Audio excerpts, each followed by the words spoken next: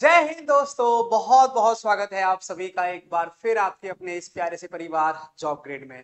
तो मेरे प्यारे बच्चों, अगेन 15 मिनट शो स्टार्ट हो चुका है और इस शो में एक बार फिर से हम बात करने वाले हैं ह्यूमन डाइजेस्टिव सिस्टम के बारे में।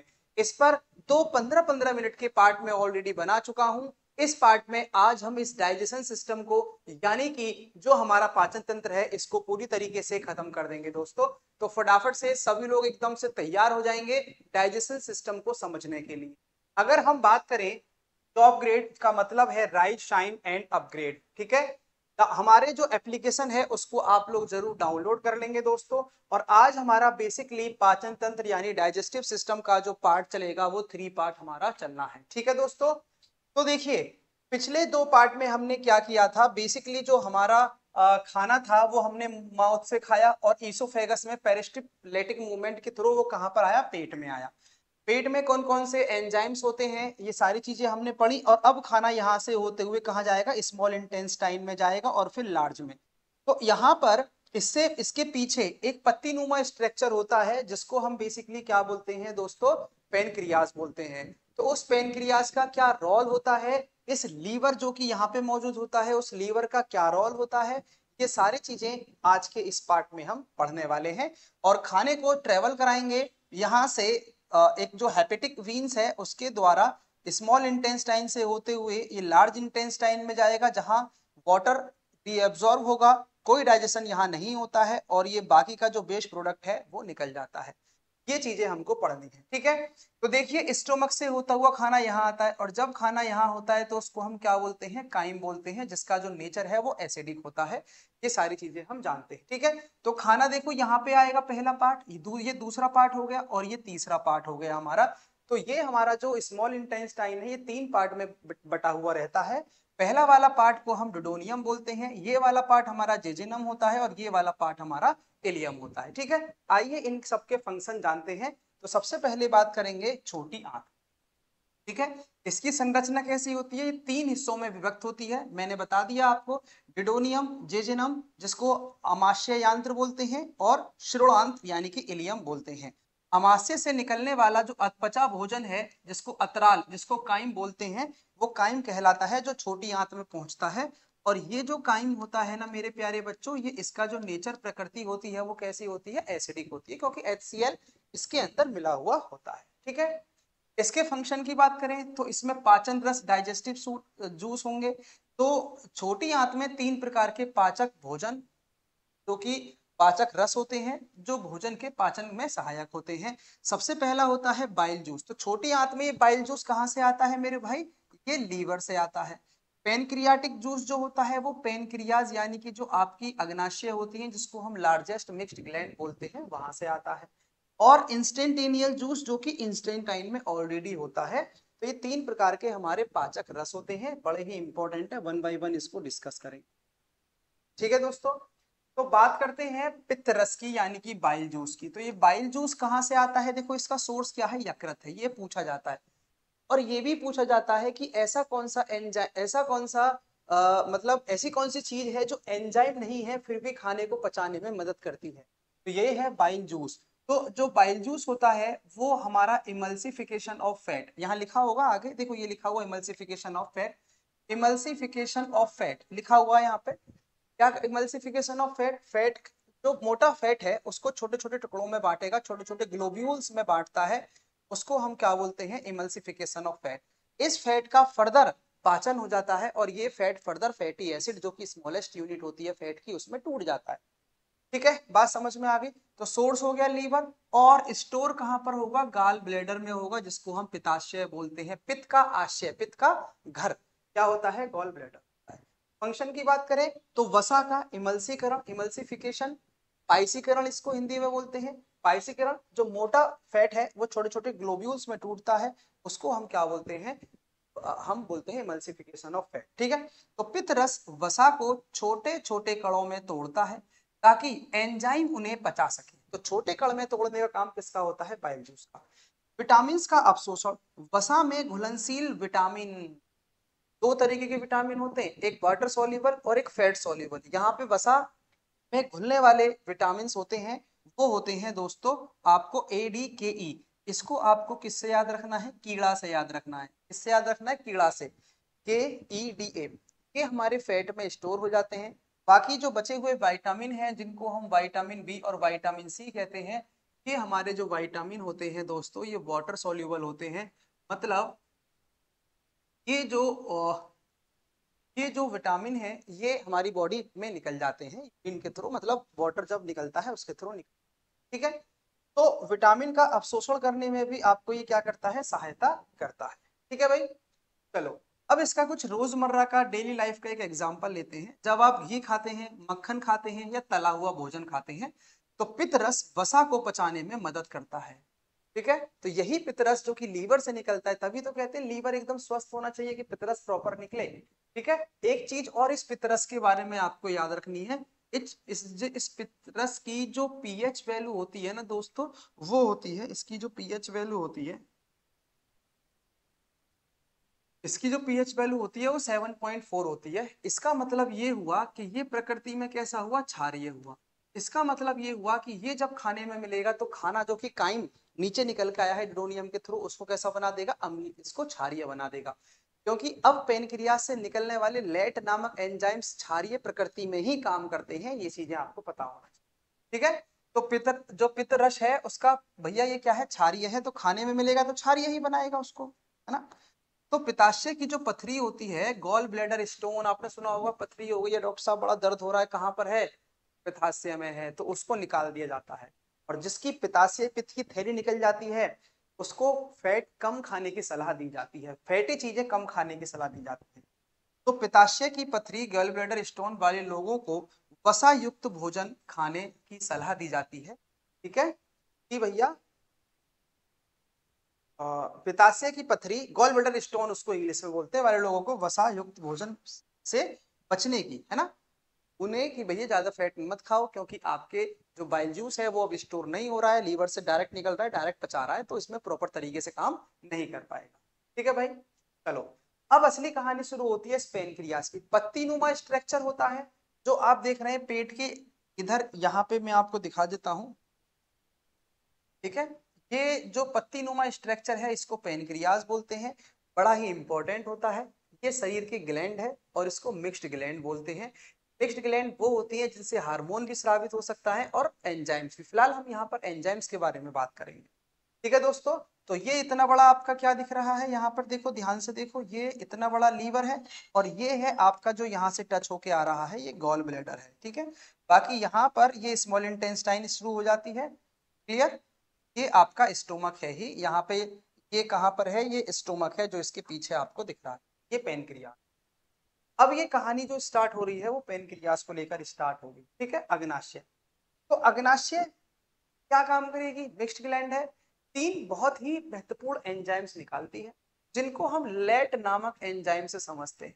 एल फॉर होता है लाइपेज, जो अभी इमल्सिफिकेशन हुआ है फैट्स का, जो फैट ग्लोब्यूल्स छोटे छोटे में टूट चुका है फैट, उनको फैटी एसिड और ग्लिसरॉल में कन्वर्ट करता है लाइपेज। एमाइलेज जो कार्बोहाइड्रेट है उसको सिंपल शुगर में तोड़ता है। और टी फॉर ट्रिप्सिन जो प्रोटीन का पाचन करता है। एक बार प्रोटीन का पाचन पेट में जो पेप्सिन नामक एंजाइम है उसने किया था, प्रोटीन को पॉलीपेप्टाइड में तोड़ा था, ये उस पॉलीपेप्टाइड को पेप्टॉन्स में तोड़ता है। ठीक है, और फिर उसके बाद स्मॉल इंटेस्टाइन के अंदर एक इरिप्सिन नामक एंजाइम होता है जो अभी पढ़ा था ना इंटेस्टिनियल जूस में। वो इरिप्सिन जो एंजाइम है वो फर्दर पेप्टॉन्स को एमिनो एसिड्स में तोड़ता है, क्योंकि पहली ही क्लास में हमने पढ़ा था कार्बोहाइड्रेट सिंपल शुगर्स में टूटेगा, फैट फैटी एसिड और ग्लिसरॉल में टूटेगा, और प्रोटीन अमीनो एसिड में टूटेगा। ये चीज हम पहले ही जानते हैं। ठीक है, एकदम क्लियर है बात। चलो, तो ये देखिए, ये लेट नामक आपको आसानी होगी। फंक्शन ऑफ पेनक्रियाज, तो अग्नाशय रस, अग्नाशय रस में पाचन के लिए तीन मुख्य एंजाइम होते हैं। पहला ट्रिप्सिन, LAT से याद रखेंगे, लाइपेज और एमाइलेज। काम क्या है? प्रोटीन को अमीनो एसिड्स में तोड़ता है। ठीक है, वैसे तो ये पेप्टोन में तोड़ता है, पेप्टोन को फिर अमीनो एसिड में तोड़ा जाता है, लेकिन इतना याद रखिए ट्रिप्सिन पाचन करता है प्रोटीन का। लाइपेज क्या है? फैट को फैटी एसिड और ग्लिसरॉल में तोड़ता है या बदलता है। और एमाइलेज क्या करता है? स्टार्च को ग्लूकोज में बदलता है।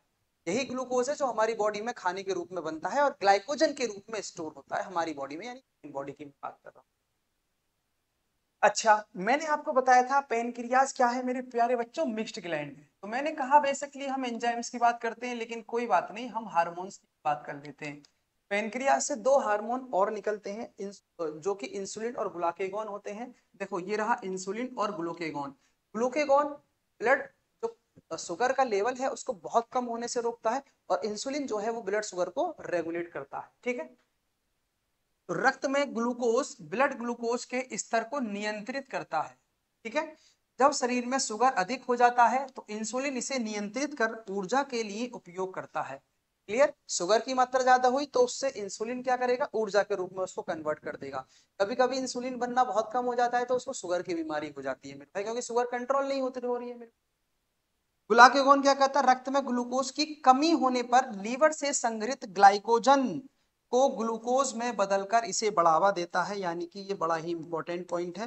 मैंने कहा ना बहुत कम होने से रोकता है, इसका मतलब कि रक्त में ग्लूकोज की कमी होने पर लीवर से संग्रहित ग्लाइकोजन, ये ध्यान दीजिए, ये वर्ड मैंने बोला था एग्जाम में आता है कि जो ग्लूकोज है वो जितना यूज कर लिया हमारी बॉडी ने कर लिया, किस रूप में स्टोर होता है, ग्लाइकोजन के रूप में होता है। तो यही ग्लूकोज को ग्लाइकोजन में बदल देगा लीवर, और यही ग्लाइकोजन को ग्लूकोज में बदलकर इसे बढ़ाता है कौन, ग्लूकेगॉन। तो बहुत कम होने से भी रोकता है, और कंट्रोल करने का काम किसका होता है, इंसुलिन का। ठीक है दोस्तों, चलिए वही बात करें कि रोजमर्रा के उदाहरण, डे टू डे लाइफ अगर सुने तो अग्नाशय रस का जो महत्व होता है, जब आप रोटी और चावल जैसे स्टार्च युक्त भोजन खाते हैं तो अग्नाशय का एमाइलेज एंजाइम इसे ग्लूकोज में बदलता है, जिससे शरीर को ऊर्जा मिलती है। क्योंकि चावल क्या है मेरे भाई, रोटी और चावल में भरपूर मात्रा में स्टार्च यानी कि कार्बोहाइड्रेट मौजूद हो। ओके, चलिए और देखिए, जब आप तेल या घी से तला हुआ भोजन खाते हैं तो अग्नाशय लाइपेज, क्योंकि तेल मतलब फैट, तो लाइपेज एंजाइम वसा को पचाने में मदद करता है। तो जिस दिन भटूरे खा लो समझ जाओ लाइपेज का काम ज्यादा है। ठीक है, मांस खाते हैं, दाल खाते हैं, सोयाबीन खाते हैं, मतलब प्रोटीन वाली चीज खाते हैं तो समझ जाइए ट्रिप्सिन का काम ज्यादा है। तो जैसे प्रोटीन युक्त भोजन का पाचन अग्नाशय के ट्रिप्सिन एंजाइम द्वारा किया जाता है। ठीक है भैया, चलो। और इंसुलिन और ग्लूकागॉन का संतुलन, इंसुलिन का उदाहरण, जब आप मिठाई या शक्कर युक्त चीजें खाते हैं तो इंसुलिन ग्लूकोज को नियंत्रित करके इसे कोशिकाओं में ऊर्जा में बदल देता है। बहुत अच्छी बात है। मधुमेह, डायबिटीज कब होती है, यदि इंसुलिन पर्याप्त मात्रा में ना बने तो रक्त में शुगर का स्तर बढ़ जाता है, क्योंकि कंट्रोल कौन करेगा, इंसुलिन बनना बंद हो जाता है, कम हो जाता है। ग्लूकागॉन का क्या उदाहरण है, जब आप लंबे समय तक खाना नहीं खाते हो, जैसे कि उपवास करते रहते हो। अब मान लीजिए मैं 2 दिन उपवास रहूंगा तो मर थोड़ी ना जाऊंगा भाई, क्योंकि मेरे अंदर जो लीवर ने स्टोर करके रखा हुआ है ग्लूकोज को ग्लाइकोजन में, उससे काम चलाऊंगा मैं। तो ग्लाइकोजन को फिर से ग्लूकोज में कन्वर्ट कौन कर देगा, ये हमारा सिंगम, क्या नाम है, ग्लूकागॉन हार्मोन है, जो कि पेनक्रियाज द्वारा स्रावित किया जाता है। आई बात समझ में दोस्तों, किसके द्वारा किया जाता है, पेनक्रियाज के द्वारा स्रावित किया जाता है। ठीक है, आप बोलोगे यस। चलिए आगे चलते हैं फटाफट से। पेनक्रिएटिक जूस, इसमें सोर्स क्या है, अग्नाशय पेनक्रियाज को स्रावित करते हैं। फंक्शन क्या है, पूर्ण पाचक रस होता है, कंप्लीट डाइजेस्टिव सिस्टम, और ये हम पढ़ चुके हैं टेट नामक। ठीक है, अब इंस्टेंटेनियल जूस में आ गई है, अंतिम पाचन करता है। इनमें निम्न एंजाइम होते हैं, ये भी इंपॉर्टेंट है। माल्टेज, जो बचा हुआ ग्लूकोज में बदल देता है, माल्टेज को ग्लूकोज में बदल देता है। सुक्रेज क्या है, सुक्रेज यानी चीनी को ग्लूकोज में, देखो आफ्टर ऑल हमें क्या चाहिए, ग्लूकोज ही तो चाहिए, तो ग्लूकोज और फ्रुक्टोज में बदल देता है। लैक्टेज, दूध को लैक्टेज में, ग्लूकोज को भैया दूध को लैक्टोज में बदलता है, ग्लूकोज को गैलेक्टोज में बदलता है। मेन इसमें एरिप्सिन है जो प्रोटीन का पाचन अमीनो एसिड में करता है फाइनल। यानी कार्बोहाइड्रेट हो फैट हो दो ही बार में टूट जाते हैं, लेकिन प्रोटीन को और ज्यादा एफर्ट करने लगते हैं।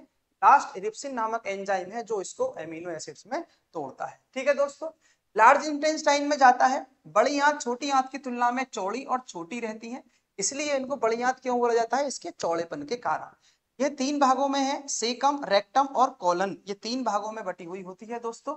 और वर्मीफॉर्म अपेंडिक्स, वर्मीफॉर्म अपेंडिक्स क्या होता है, ये वेस्टिजियल ऑर्गेन होता है। यह वेस्टिलियन, यह सीकम से जुड़ा हुआ होता है, और मानव में एक अपसेसी अंग यानी कि वेस्टिजियल ऑर्गेन है। मतलब इसका कोई यूज नहीं है, पहले यूज हुआ करता था हमारे पूर्वजों के पूर्वजों में, कोई घास फूस खाते थे तो सेलुलोज को पचाने के लिए इसका यूज हुआ करता था। अब हम खाना पका हुआ खाते हैं, अब इसका कोई यूज नहीं है। कभी कभी कोई कांच या कोई कंकड़ हमारे इस अपेंडिक्स में फंस जाता है तो हमको पेन होता है दोस्तों, वही उसका ऑपरेशन करके उसको हटा दिया जाता है। अपेंडिक्स का ऑपरेशन आपने सुना होगा।